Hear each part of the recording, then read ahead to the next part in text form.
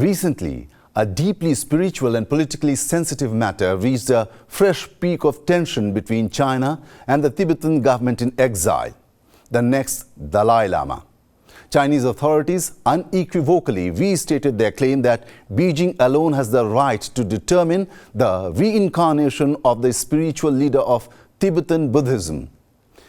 In immediate response, the Tibetan government-in-exile, based in Dharamshala, India, outright rejected China's assertions, reiterating that only the current 14th Dalai Lama has the spiritual authority to decide on the matter.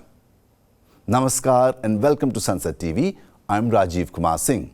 In this episode of History Behind Headlines, we will look deep into the history of the institution of the Dalai Lama, the controversy around the succession of the 14th Dalai Lama, along with the connected geopolitics and the future of Tibet.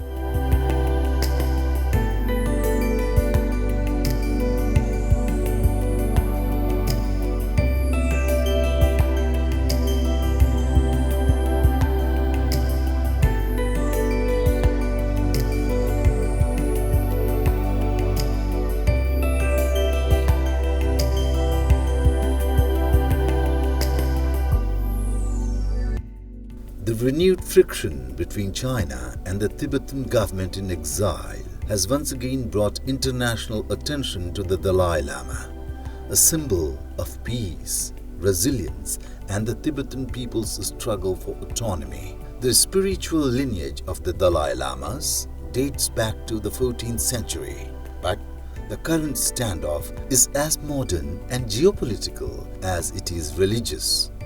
It intertwines faith, history, cultural identity, Chinese state policy, and India's role as the protector of Tibetan refugees.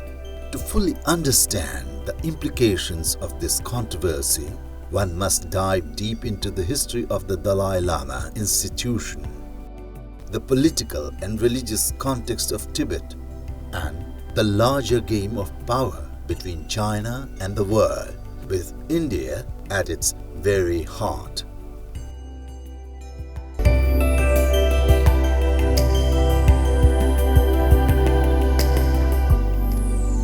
The title Dalai Lama is a combination of the Mongolic word Dalai, meaning ocean, and the Tibetan word Lama, meaning guru or teacher. The phrase can be loosely translated as ocean of wisdom. The lineage began in the 15th century when Gedin Drupa was posthumously named as the first Dalai Lama. However, the title itself was first bestowed in the 16th century by a Mongol chieftain upon the third in the line, Sonam Gyatso, who was retroactively named. His predecessors also received the title posthumously. The Dalai Lamas are believed to be the reincarnations of Avalokiteshvara, the Bodhisattva of compassion, a being who forgoes nirvana to aid humanity. This makes each Dalai Lama not just a teacher but a living embodiment of compassion in the Buddhist worldview. Through successive reincarnations, the Dalai Lamas have served as both the spiritual leaders and temporal rulers of Tibet, particularly from the 17th century onwards, when the 5th Dalai Lama unified Tibet with Mongol support and moved the seat of government to Lhasa. This dual role meant the Dalai Lama was not only revered but also seen as the cornerstone of Tibetan cultural identity and autonomy.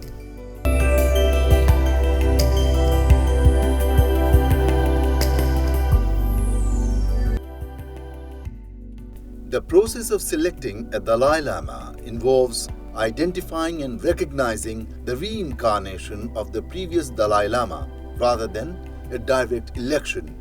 This process is steeped in tradition and spiritual practices, including interpreting omens, visions, and consulting oracles. The chosen child undergoes intensive monastic training, including studying Buddhist philosophy and Tibetan rituals.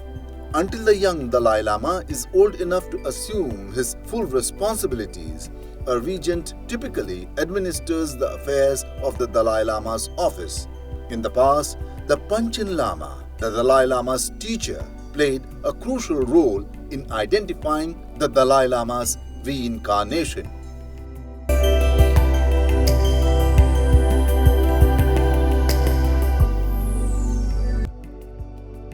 Jetsun Jamphil Lagwang Lobson Yeshe Tenzing Gyatso, shortened as Tenzing Gyatso, is the 14th and incumbent Dalai Lama, the highest spiritual leader and head of Tibetan Buddhism. He was born Lamo Thondup in 1935 in Takse, Amdo, Tibet. He was identified as the reincarnation of the 13th Dalai Lama at the tender age of 2. Formally recognized and enthroned in Lhasa, he became the 14th Dalai Lama in 1940. The world he inherited was already shifting dramatically. By 1950, when the Dalai Lama was just 15, the newly formed People's Republic of China under Mao Zedong launched the invasion of Tibet, claiming it as an inseparable part of Chinese territory. The Tibetan army was swiftly defeated, and in 1951, the 17-point agreement was signed under duress, effectively bringing Tibet under Chinese sovereignty while promising autonomy in religious and cultural affairs. These promises, however, soon rang hollow as the Chinese administration began dismantling Tibetan institutions, eroding religious freedoms, and launching Sinicization campaigns.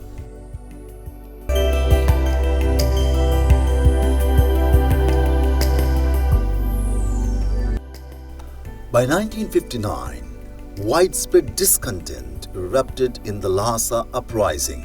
The Chinese military responded with brutal force. As the crackdown intensified, the Dalai Lama, then just 23, fled Tibet, disguised as a soldier, crossing the treacherous Himalayas into India.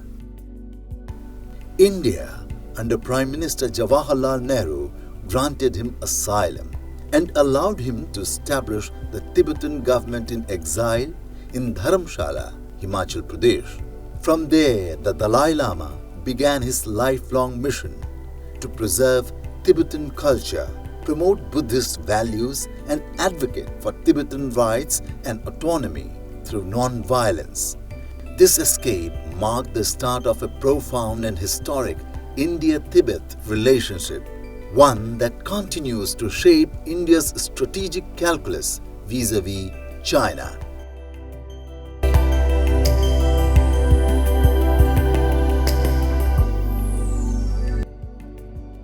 The current flashpoint in 2025 is not new.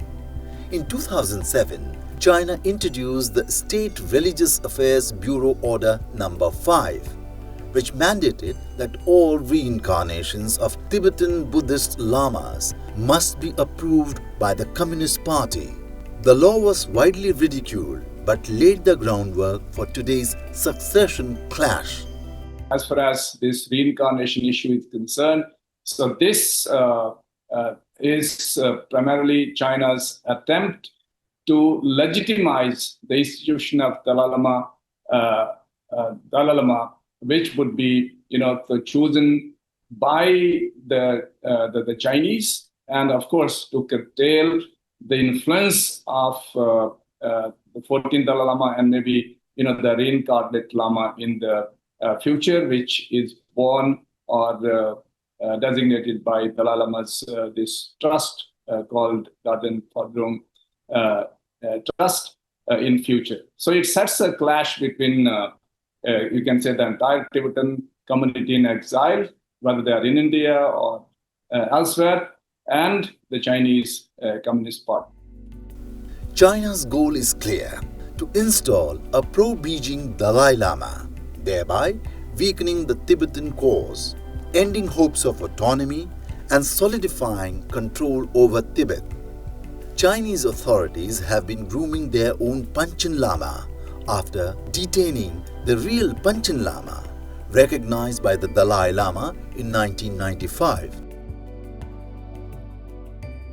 In 2011, the 14th Dalai Lama formally devolved political authority to a democratically elected Sikyong, meaning political leader in Tibetan, making the Tibetan movement more resilient and decentralized. Yet his spiritual authority remains irreplaceable.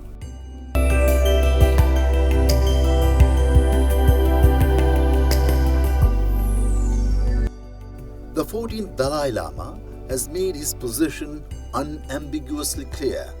China has no spiritual authority to decide his reincarnation. Earlier, the Dalai Lama had floated several options, including not reincarnating at all, reincarnating while still alive, or being reborn outside Tibet, possibly in India, to prevent manipulation. In 2019, he stated that when he turns around 90, which he now is, he would consult senior Tibetan lamas. He has also emphasized that any reincarnation announced by China should not be trusted. On 6th of July this year, during his 90th birthday celebrations, the Dalai Lama announced, "The Tibetan Government-in-Exile has echoed this stance, calling Beijing's claim blasphemous and politically motivated." 가달라메 가서 다 영시사디 지 지주기 미 로마즈 지미기 타네 다디 영시시 고도스네 타셔요나 때 다가 타셔셔로다 경호군이 너림 문신 제조 대 자동가면 나세신 영시 문신기 제그 경구소 달라라메 라장 간대포장 이지계 이지계제 왕대 겐진 나오다 여보다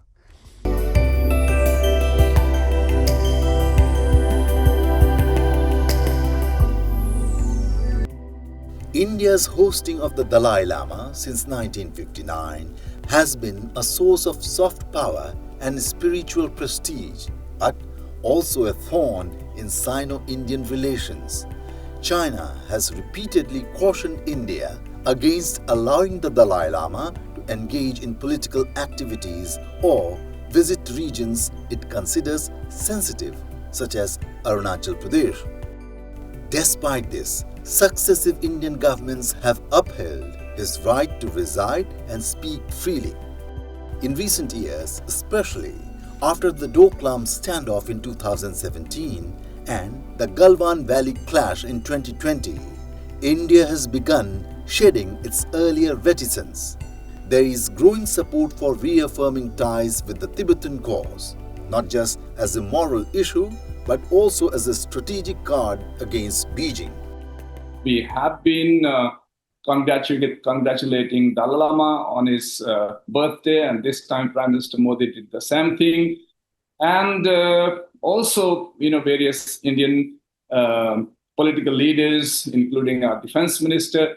So they have been visiting Arunachal and Chinese. So they have been protesting, registering protests to these visits. And they said that, it is the disputed border. But I think it is in this context, perhaps, these changes, so they have started to occur, especially after Doklam and Galwan, as you rightly pointed out.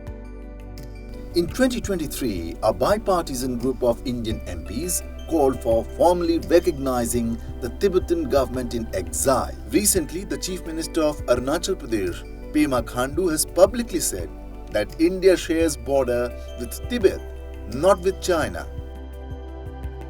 Western governments, especially the United States, have passed laws like the Tibetan Policy and Support Act of 2020, which states that only Tibetan Buddhists can determine their reincarnations, and any Chinese interference will result in sanctions. Nations such as Germany, Canada, France, and Australia have issued similar sentiments. The United Nations, while constrained by China's veto power, has repeatedly raised concerns over religious freedoms and human rights violations in Tibet.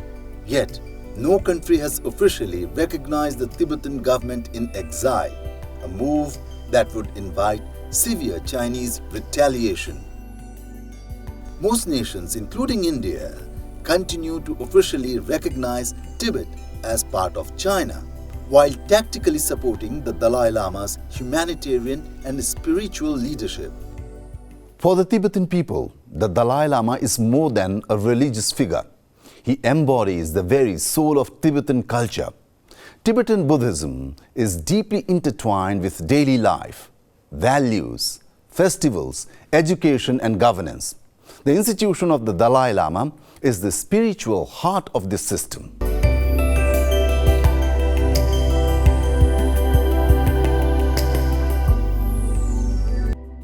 Tibetans believe that the Dalai Lama is the living reincarnation of Avalokiteshvara, the Bodhisattva of compassion. His teachings, compassion and presence provide both religious guidance and national identity, especially after the Chinese occupation dismantled traditional Tibetan institutions. Even in exile, the 14th Dalai Lama's moral authority has remained unshaken. Despite decades of propaganda, repression and sinicization efforts inside Tibet, his image continues to inspire reverence. Smuggling photos of him, listening to his sermons on illegal software radios, and celebrating his birthday have become acts of cultural resistance. China's insistence on controlling the next Dalai Lama is an attempt to capture the soul of a nation.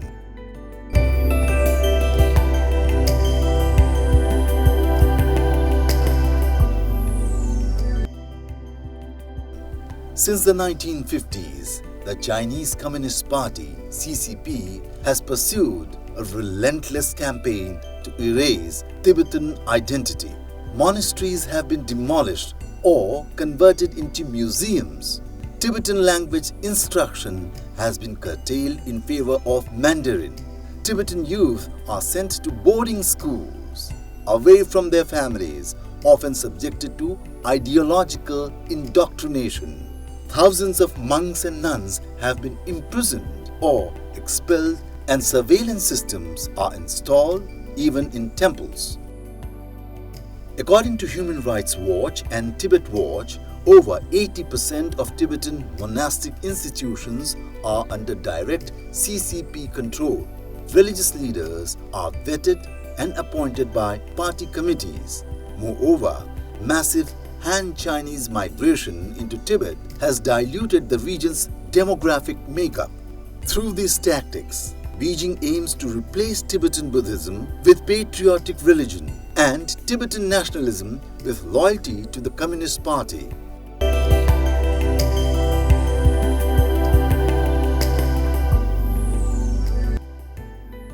Since arriving in India in 1959, the 14th Dalai Lama has transformed into one of the most globally recognized moral voices of the 20th and the 21st centuries.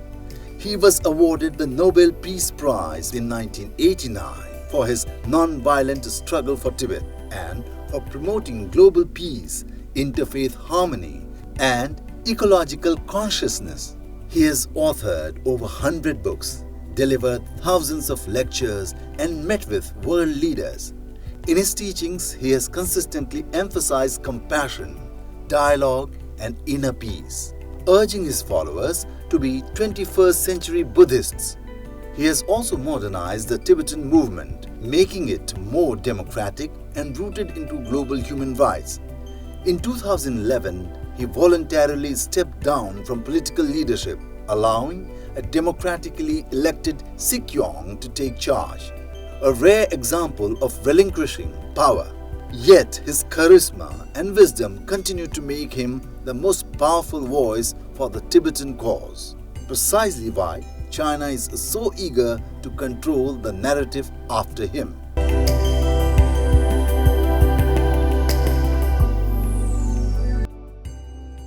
The succession of Dalai Lama could go in several directions. Beijing appoints its own Dalai Lama. China could select a child, likely born in Tibet or loyal Tibetan family, groomed under state control. This move would be rejected by the Tibetan diaspora and most Buddhist practitioners worldwide, seen as a propaganda tool. The Dalai Lama reincarnates outside Tibet. The current Dalai Lama has hinted that if reincarnation occurs, it could be in India or Nepal, possibly among the Tibetan refugee community. This successor would be identified through traditional rituals and authenticated by the Karma Kagyu and Gelug schools. This would set up a direct contest, a Beijing-backed Dalai Lama in Lhasa versus a Tibetan-backed Dalai Lama in exile, resembling the current Panchen Lama situation. No incarnation at all. The Dalai Lama has also suggested ending the lineage, saying that the institution has served its purpose. This would prevent China from installing a successor, but would also leave a spiritual vacuum.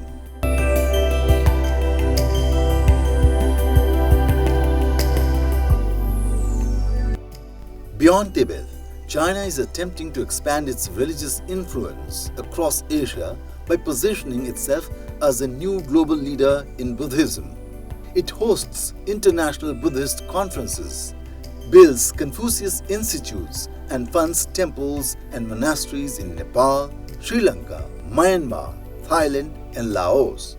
Beijing's goal is to undermine the authority of exiled Tibetan institutions, promote state-friendly Buddhist voices, and normalize the idea that it can determine reincarnations and religious hierarchies.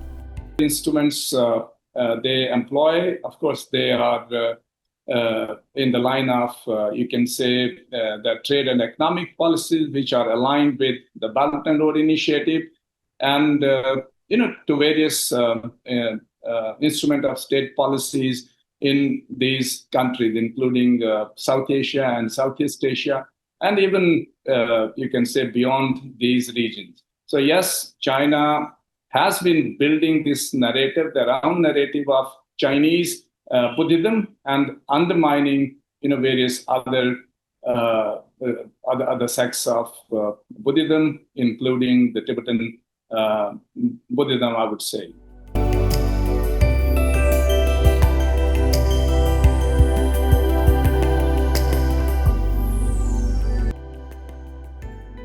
India's policy toward Tibet has evolved, shaped by realpolitik, idealism, and strategic necessity. Phase 1, 1950s to 1962, the Nehru years. India hoped for friendly ties with China, acknowledging Chinese sovereignty over Tibet, but urging restraint. This idealism shattered with the 1962 Sino-Indian War. Phase 2, 1962 to the 2000s. Strategic caution. India supported Tibetan refugees but avoided direct confrontation with China. Tibetan political activity was restricted and the Dalai Lama's visits were often low profile. Phase 3, 2000s to present. Strategic assertion. Under recent governments, especially after China's aggression in Galwan and Doklam, India has shifted. Political leaders now meet the Dalai Lama more openly. Tibetan settlements receive more support. The Special Frontier Force, SFF, composed of Tibetan soldiers, was publicly praised in 2020. India's new policy uses Tibet and the Dalai Lama as a potent soft power and diplomatic counterweight. The Dalai Lama has recently expressed the hope that he lives for 130 years. Well, we pray he does so. But for all practical purposes, as the world prepares for life after the 14th Dalai Lama, it is important to reflect on his extraordinary legacy. He preserved Tibetan identity in exile, without armed resistance.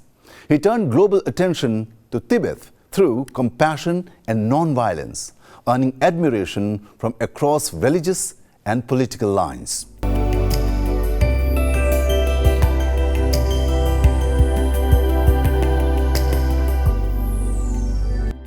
The Dalai Lama reformed Tibetan Buddhism to engage with modern science, psychology, and ecology. He strengthened the Tibetan community through democratic institutions, ensuring the leadership wouldn't collapse after him. His message of universal responsibility has resonated far beyond the boundaries of religion or ethnicity. In a world torn by violence, he has stood as a moral compass.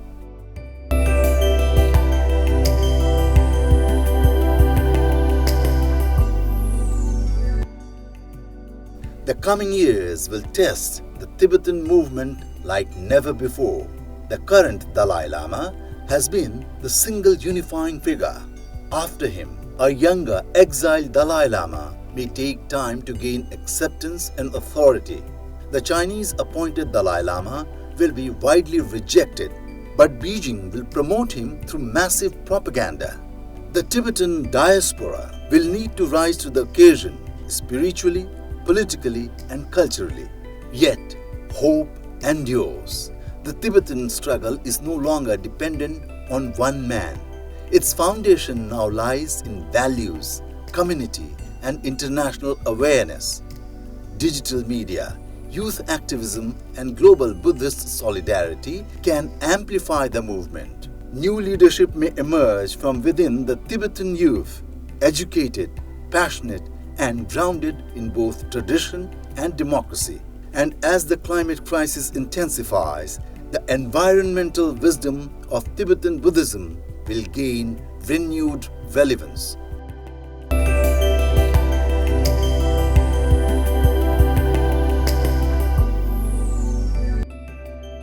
This succession controversy isn't just about a monk. It is about whether spiritual traditions can survive under authoritarianism. It is about whether a culture can resist forced erasure. And it is about how the world responds, with indifference or with moral courage. The future Dalai Lama, whoever and wherever he may be, will symbolize not only the continuity of a spiritual lineage, but the enduring aspiration of Tibetans for freedom, dignity, and peace. As the current Dalai Lama has said, our prime purpose in this life is to help others. And if you can't help them, at least don't hurt them. The world, and especially India, must uphold that principle in spirit and action. As we conclude this deep dive into the succession of the Dalai Lama, one truth stands clear. This is not just a Tibetan issue. It is a global test of conscience, a clash between spiritual autonomy and state authoritarianism, between cultural survival and political control. India, as host to the Dalai Lama and the Tibetan Government-in-Exile, stands at the epicenter of this moral crossroad. How India navigates the next phase, diplomatically, culturally, and spiritually, will define its own commitment to freedom, plurality, and moral leadership. The 14th Dalai Lama has done his part and more. The responsibility now shifts to the Tibetan people, the Indian state, and the global community. That is all we have in this program.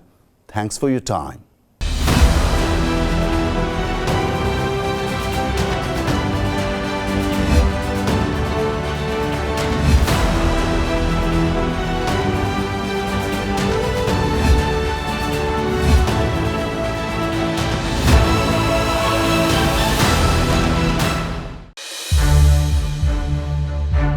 To watch more programs of Sansad TV, subscribe to our YouTube channel and don't forget to like and share them.